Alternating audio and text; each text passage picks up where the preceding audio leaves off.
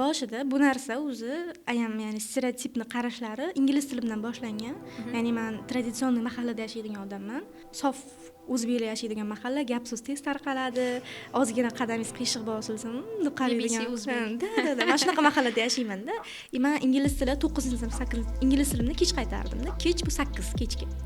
Men ertalab 8 da chiqib ketardim. Maktab repetitor dars berardim. Keyin ingliz tilidan chiqib qaytardim. 8 ga qolib ketardim-da. Agar uydagilar olib kelmasa. O'shanda aytardilar, qo'ni-qo'shni nima deydi? Boshqa gruppa topib, lekin men yaxshi ko'rgan ustoz boshqa gruppasi yo'q edi-da. Unda to'xtat ingliz tilingni. Odamlar nima deydi, qizim? Anaqa, shunaqa endi tushundilaring nima demoqchi bo'lganlar.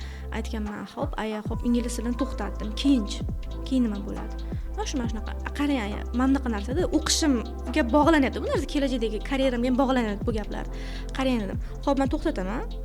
Siz aytgandek uyda o'tiraman, keyin mayli pishiriq uy hamshiraligiga boraman, keyin birovga turmushga chiqaman.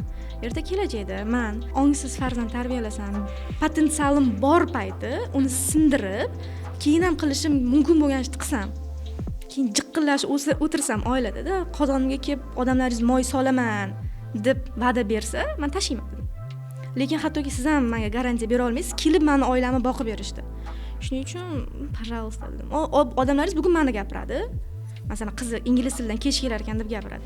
Ertaga palonchi qo'shningizni kelini araz qilib ketib qoladi, keyin uni gapirishadi. Undan keyin palonchini o'g'li uyga ichib kelib janjal qiladi, keyin uni gapirishadi. Ya'ni 3 kun tema almashadi. Meni bu yerda kelajagim yo'qotganim qoladi degan, potensialim yo'qotganim qoladi. Sizga kerakmi shu narsa deganman. Keyin ayam anaqa qilganlar-da. Hayron, argument olib bera olmaganlar-da. Bo'ldi, bilganingni qil deganlar. Zo'r, lekin